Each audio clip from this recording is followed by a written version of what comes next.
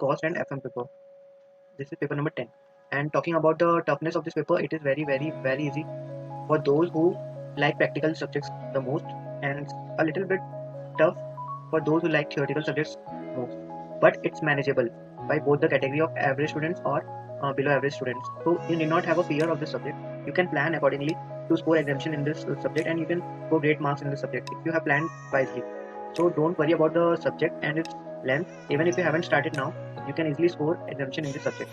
So इसमें हम लोग करेंगे क्या, we have divided the entire syllabus into 3 categories like ABC analysis हम लोग ने किया है। एबीसी एनालिसिस क्या होता है, जैसे मान लो आप जो भी टॉपिक्स है आपके पास, तो उसमें आप सबको प्रायोरिटी देते हो कि मतलब कौन सा टॉपिक, जैसे डिविडेंड डिसीजन है, it's not a lengthy topic, easy topic है ये, और इसमें ना कोई इतना दिमाग लगाने का, it's a formula driven topic, formula based chapter है ये आपका। तो इसको आप सबसे पहले करोगे ताकि अगर आपने क्लास नहीं भी ली है देन ऑल्सो क्या होगा, आपको बहुत हेल्पफुल रहेगा कि आप खुद से भी कर सकते हो, ये यूट्यूब पे किसी के भी रिविजन वीडियोस देख के आप खुद से भी एक बार चैप्टर को स्टार्ट कर सकते हो, और it is not based on और डिपेंडेंट ऑन अदर कॉन्सेप्ट्स। ठीक है, start with dividend decisions, it covers 5 marks, and then start with leverage analysis, it is also very easy in formula driven chapter, and cost of capital and capital structure is also formula driven, basically आप cost to equity, cost to debt वो सब निकालना रहेगा इसमें। तो ये मोटा मोटी ये तीनों चीज कवर करता है आपका, ये तीनों टॉपिक्स कवर करता है अराउंड 20 to 25 मार्क्स, एंड ये काफी इजी टॉपिक है, इंपॉर्टेंट भी है। This will form the basis, this will form your base for final. ये सीएमए फाइनल में भी आपका, सीएमए फाइनल एसएफएम में भी आपका इसका काम आएगा। तो you do need not skip this chapters, ये आपका सीएमए फाइनल में भी रहेंगे। अपार्ट फ्रॉम दिस ये नहीं रहेगा, बट ये तो आपका रहेगा। तो कॉन्सेप्ट आपका कॉन्सेप्ट इसका अप्लाई होगा in the CMA final exam. So ये था आपका इसका स्ट्रैटेजी। अब हम लोग देखते हैं, आगे बढ़ते हैं। Coming to section number B, तो इसमें अराउंड आपके सेक्शन ए में around you will have 52 illustrations या questions to solve in your study material. तो इसको अच्छे से 52 इलस्ट्रेशन को आप सॉल्व कर लो 2 या 3 डेज में, लिख के सॉल्व करना, क्योंकि प्रैक्टिकल पेपर है तो सारा आपको लिख के सॉल्व करना हो, तभी ये बेनिफिशियल होगा। You can not do audit of this chapters. Solve, अगर टाइम कम है तो जो इंपॉर्टेंट क्वेश्चन है उनको सॉल्व करो जो आपके क्लास में दिया हुआ है। If time is limited only, that is also not advisable, but if you both groups and you have less time then only you do audit of the question. Then you move on to section B. Section B में क्या है आपका, section B में you start with working capital management. ये भी easy है काफी, ये अराउंड 8 to 12 मार्क्स कवर करता है, and it has around 20 illustration का 20 क्वेश्चन है आपके मॉड्यूल में, तो ये इजी हो जाएगा आपका एक दिन में।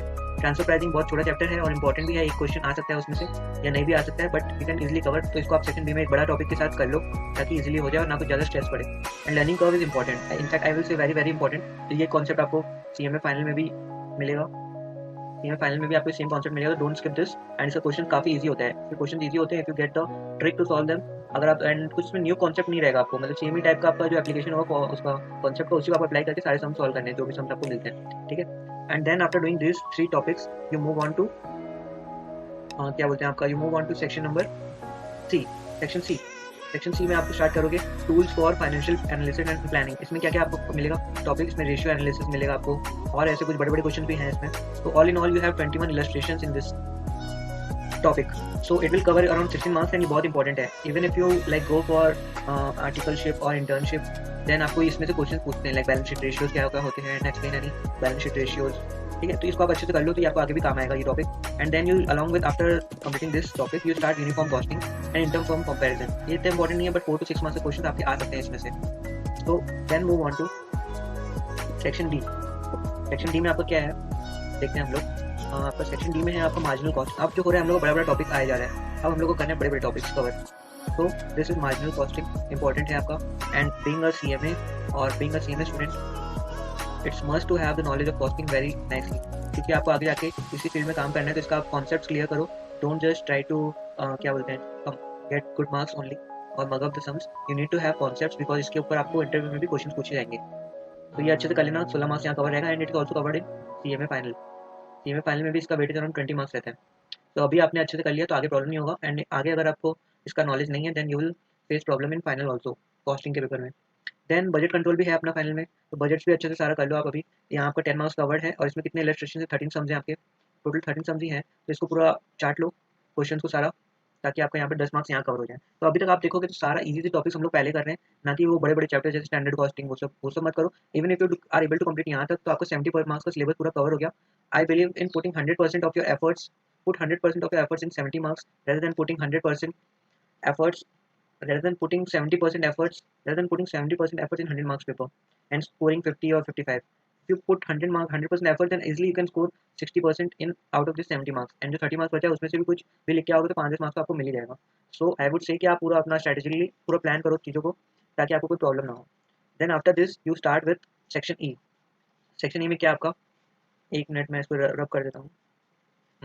या so we are good to go. Section E में आपका सबसे पहला चैप्टर है. अब जो है आपका थोड़ा टफ टॉपिक स्टार्ट होता है, जिसमें आपको थोड़ा नॉलेज चाहिए, आपको अच्छे से बैठ के करना होगा, ये कोई इजी टॉपिक्स नहीं है. So then you start with, after completing all this chapters, you start with the lengthiest chapters, that is capital budgeting, standard costing and theory part. Capital budgeting आपको इसमें ज़्यादा क्वेश्चंस एट इंटर लेवल नहीं पूछा जाएगा, ये final में भी है, आपके फाइनल में काफ़ी इंडेप्थ में पूछते हैं, और ये बहुत इंपॉर्टेंट टॉपिक भी है. तो इसलिए सीए में इंटर में भी है और फाइनल में भी है. तो इसका कवरेज अराउंड 8 मार्क्स रहता है in the exam, and it has only 4 to 5 questions, but इसका वैरायटी ऑफ क्वेश्चन सॉल्व कर लेना, क्योंकि आई गेस ये इंपॉर्टेंट टॉपिक है, तो इसमें से 8 मार्क्स का एक क्वेश्चन आ सकता है. एंड द सबसे most important topic in the whole subject, this subject is standard costing. तो स्टैंडर्ड कॉस्टिंग बहुत लेंथी भी है, and it's a formula driven chapter, तो आपको मतलब पूरा याद करना होगा, लर्न द फॉर्मुलाज, और if you able to understand it, understand करके आपको सॉल्व करना होगा, and don't confuse the formulas. तो अगर आपको ये नहीं समझ आते, then I will say you can skip this, you can skip this, इसको आप स्किप कर दो. ये आपका 16 से 20 मार्क्स का 16 से 20 मार्क्स आपका यहाँ लूज होगा. बट आई वुड से कि आप इसका एमसीक्यू जरूर सॉल्व कर लो. एमसीक्यूज में इसका अराउंड 6 मार्क्स तक आ जाता है, 2-2 मार्क्स का 3 क्वेश्चन. तो आप एमसीक्यू जरूर देख लो एक बार कि कैसे कैसे क्वेश्चन आ रहे हैं. Don't leave it completely, but अगर आपका टाइम बहुत ज़्यादा ले रहा है, फिर भी आपको लग रहा है कि नहीं हो पा रहा है, इसमें कॉन्फिडेंस नहीं आ रहा, तो बाकी जो रिमेनिंग आपके टॉपिक्स है उसमें से आप अच्छे से कर लो, ताकि आपको कोई वैसा नहीं हो कि आपको कॉन्फिडेंस भी नहीं आ रहा और टाइम भी ज़्यादा इन्वेस्ट कर दी, क्योंकि अब टाइम बहुत कम है.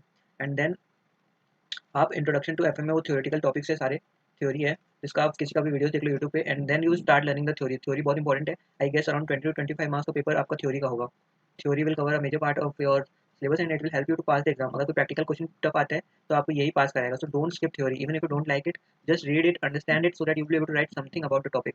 एंड अगर आपको ये प्रैक्टिकल सब्जेक्ट में आपको प्रैक्टिकल क्वेश्चन सॉल्व कर रहे हो, तो आपको कॉन्सेप्ट तो है ही है, तो फिर आप उस कॉन्सेप्ट को आप पेन पेपर में कैसे लिखते हो एज अ थ्योरी क्वेश्चन, तो वो बहुत मेजर रोल प्ले करेगा आपका टू गेट एग्जामिशन. एग्जामिशन चाहिए तो don't ignore theory at all.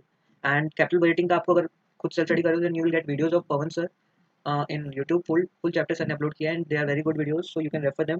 Sir का चैनल का नाम है यूट्यूब पे Pawan sir SFM classes, so you can see, sir ने वहाँ क्लासेस अपलोड कर दी है, नोट्स भी हैं वहाँ पे, तो you can refer them. And then standard costing आप कर लो, और एफएम का थ्योरी भी आपको यूट्यूब पे मिल जाएगा. तो अगर मैं मेजर टिप्स बोलूँ आपको इस चैप्टर का, तो देखो, I would say first, theory अच्छे से कर लो. थ्योरी अच्छे से कर लो, आपका 20 मार्क्स कवर होगा. एमसीक्यूज ऑब्जेक्टिव सारे पास्ट के कर लो, आरटीपी के कर लो, एमटीपी जो आया है एक उसका देख लो, और वर्कबुक के सॉल्व कर लो. ठीक है. Then follow ABC analysis. आप मेरा फॉलो कर सकते हो, या किसी भी फैकल्टी का आपको अच्छा लगे, या अपना खुद प्रिपेयर करके आप उसको अमेंड कर सकते हो as per your needs. Then solve on paper. Don't do audit of questions, try to solve them and do this. And 5, maintain a separate register. You need to maintain a separate register for doubts, important questions and theory notes. तो आप एक separate register maintain करो. एक में तो आप 2 register maintain करो, एक में you will be solving the questions, and एक में आप उसका ही जो इंपॉर्टेंट चंक है उसको आप थोड़ा करके आप यहाँ लिखते जाओगे. यहाँ पे अगर 200 पेज है, तो यहाँ उसका इंपॉर्टेंट क्रक्स आप 20 पेजेस में यहाँ कंपाइल करोगे, ताकि एग्जाम के दिन you are able to revise this, and you don't have to go through this complete register. ये बुक आपका जो है, इसको आप नहीं खोल सकते एग्जाम के दिन, otherwise you will not be able to revise the whole syllabus, and पूरा सिलेबस रिवाइज किए बिना एग्जाम में बैठना इज ऑफ नो यूज. तो रिवीजन यहाँ पे बहुत इंपॉर्टेंट है. भले आपने कोई सालों पढ़ाई की, बट एग्जाम के एक दिन पहले if you are not able to revise the whole thing, then you will spoil your paper. So the main strength in this paper is lies in practice and maintaining revision notes. And theory का भी आपका revision notes होना चाहिए maintained. So guys, this was it for this video. I hope you like this. If you are finding the video helpful, do subscribe the channel and hit the bell icon also, so that you get notified of the upcoming videos. Thank you guys. Bye. Hasta la vista. All the very best for your exams. And let's meet after the exams. Thank you guys.